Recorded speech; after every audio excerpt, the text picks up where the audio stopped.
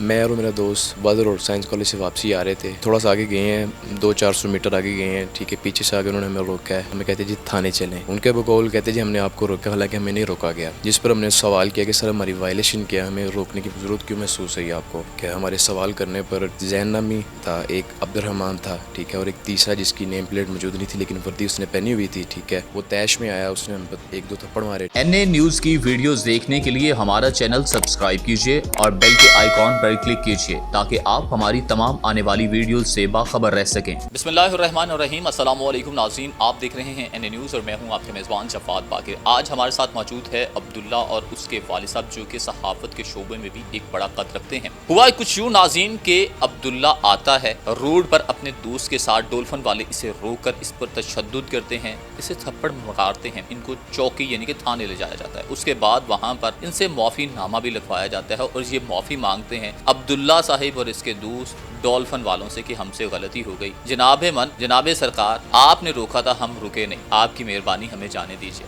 مگر لکھا یہ بھی کہ اگر آپ نے ایسا معافی نامہ نہ لکھا تو پھر کیا ہوگا. یہ آج عبداللہ کی زبانی سنتے ہیں کہ آخر کار مزید کیا ہوا تھا جس وجہ سے وہ اتنے تیش میں آ گئے. عبداللہ یہ بتائیں کہ آپ کو ڈولفن والوں نے روکا کیوں تھا؟ سر میں اور میرا دوست بادر روڈ سائنس کالج سے واپسی آ رہے تھے. ٹھیک ہے, ان کے بقول کہ ہم تھوڑا سا آگے گئے ہیں, 200-400 میٹر آگے گئے ہیں. ٹھیک ہے, پیچھے سے آگے انہوں نے ہمیں روکا ہے. ٹھیک ہے, کہ ہمیں کہتے جی تھانے چلیں. ٹھیک ہے, تو ان کے بقول کہتے جی ہم نے آپ کو روکا, حالانکہ ہمیں نہیں روکا گیا. ٹھیک ہے, جس پر ہم نے سوال کیا کہ سر ہماری وائلیشن کیا, ہمیں روکنے کی ضرورت کیوں محسوس ہوئی آپ کو. کہ ہمارے سوال کرنے پر, ٹھیک ہے, جو ایک زین نامی تھا, ایک عبد الرحمان تھا, ٹھیک ہے, اور ایک تیسرا جس کی نیم پلیٹ موجود نہیں تھی لیکن وردی اس نے پہنی ہوئی تھی. ٹھیک ہے, وہ تیش میں آیا, اس نے ہم پر 1-2 تھپڑ مارے. ٹھیک ہے, اس کے بعد جب انہوں نے ہمیں تھپڑ مارے, اس طرح کے ہمارے ساتھ رویہ کیا. ٹھیک ہے, اس کے بعد ہم نے موبائل فون نکال کر گھر والوں کو اطلاع کرنے کی کوشش کی, ہم اطلاع کریں گے ہمارے ساتھ یہ رویہ ایسا کر رہے ہیں, کیوں کر رہے ہیں. ہماری حالانکہ کوئی غلطی بھی نہیں, ہم نے کوئی وائلیشن بھی نہیں کی, نہ کوئی جرم کیا.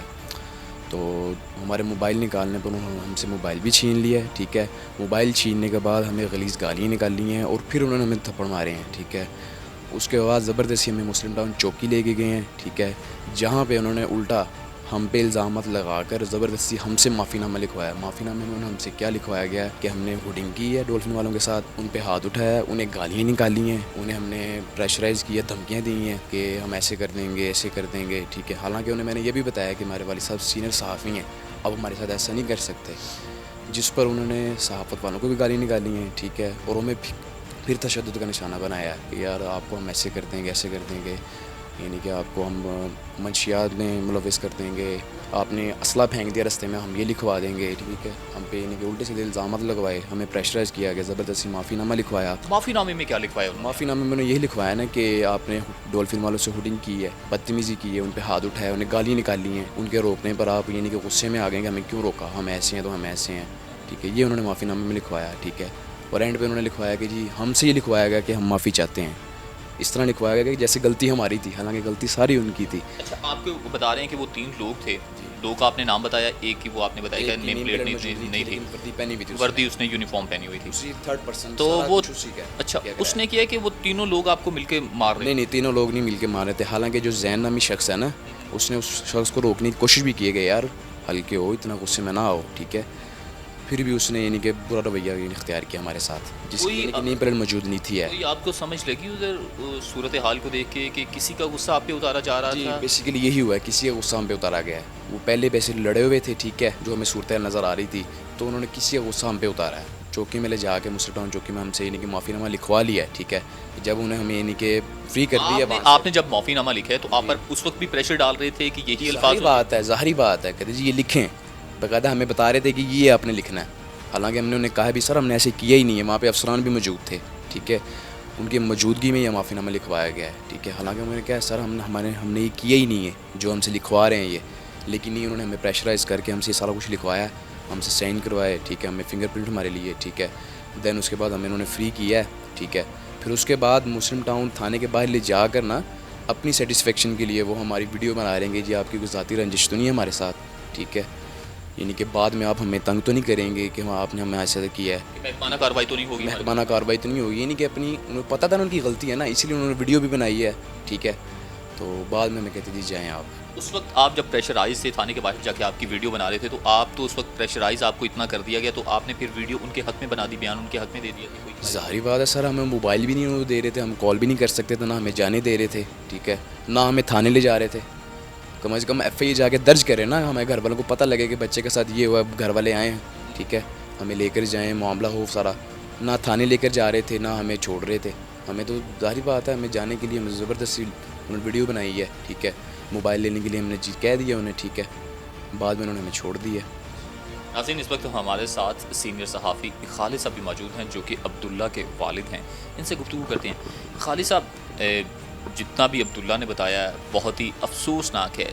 یقین مانے سن کے دل نہ جیسے خون کے آنسور ہوتا نہیں ہے، ایک مثال بنی ہے وہ ہوتا ہے کہ یہ تو قوم کے محافظ ہیں، یہ ہمارے محافظ ہیں، شہریوں کے محافظ ہیں، مگر اگر اسی طرح سے یہ شہریوں کی حفاظت کرنا اس طرح سے یہ کریں گے تو ہم کیا تاثر لے کے جا رہے ہیں. سب سے پہلے تو یہ ہمارا جو حکام بال ہیں ان سے یہ ایک بہت بڑا سوال ہے.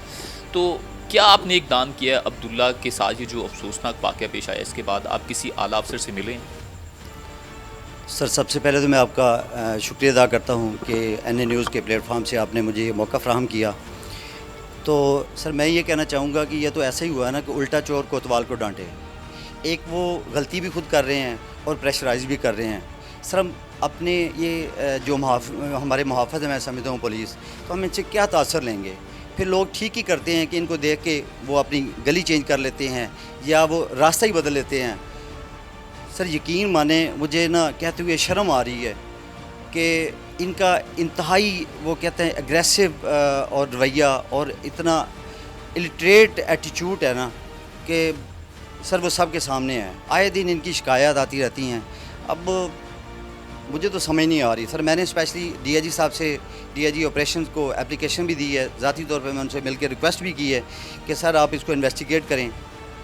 تو ان کی مہربانی ہے، انہوں نے بڑے اچھے طریقے سے میری بات سنی اور مجھے یقین دلایا کہ انشاءاللہ انصاف کے تقاضے پورے ہوں گے. ویسے تو انویسٹیگیشن کرنا اب خاص طور پہ بہت آسان ہو گیا، جگہ جگہ سی سی ٹی وی کیمراز ہیں، اگر کرنا چاہیں تو بہت آسان ہو گئے.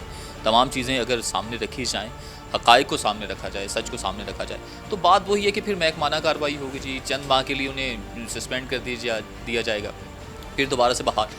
تو یہ اس طرح آپ کو لگتا ہے کہ اس طرح کی معاملات سدھر جائیں گے؟ آپ کو ایسا نہیں لگتا کہ جیسے کہ ان کی باقاعدہ طور پر تربیت ہونی چاہیے؟ سر ان کی اخلاقی تربیت میں سمجھتا ہوں ہوئی ہی نہیں ہے. ان کو اخلاقی طور پہ بہترین قسم کی ٹیچر ٹرین کرنے کی ضرورت ہے. باقی محکمانہ طور پہ کارروائی کیا ہوگی وہ وہی آپ والی بات ہے کہ وقتی طور پہ ان کو سسپینڈ کر دیا جائے گا، بعد میں پھر یہ بحال ہو جائیں گے.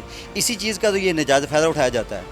میں اسپیشلی ڈی آئی جی صاحب سے اور ایس پی ڈولفن سے ریکویسٹ کروں گا اور وزیر اعلیٰ پنجاب سے ریکویسٹ کروں گا، وزیر اعظم جناب عمران خان صاحب سے ریکویسٹ کروں گا کہ اسپیشلی دیکھیں یہ پرسنلی پین لینے کی ضرورت ہے. تو کائنڈلی کہ ان جیسی کالی بھیڑوں کو نشان عبرت بنا دینا چاہیے. اور اگر میں یہ بھی کہتا ہوں این اے پلیٹ فارم کے اپنا سے میں ایک میسیج دینا چاہتا ہوں، اگر میرے بچے کی وائلیشن ہے تو اس پہ ایف آئی آر لانچ کریں، مجھے کوئی تکلیف نہیں ہوگی.